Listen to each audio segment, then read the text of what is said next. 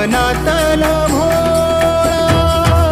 रूप तुझं डोळ्यामंदी साठल साठल पुन्हा पुन्हा भेटीसाठी मन आत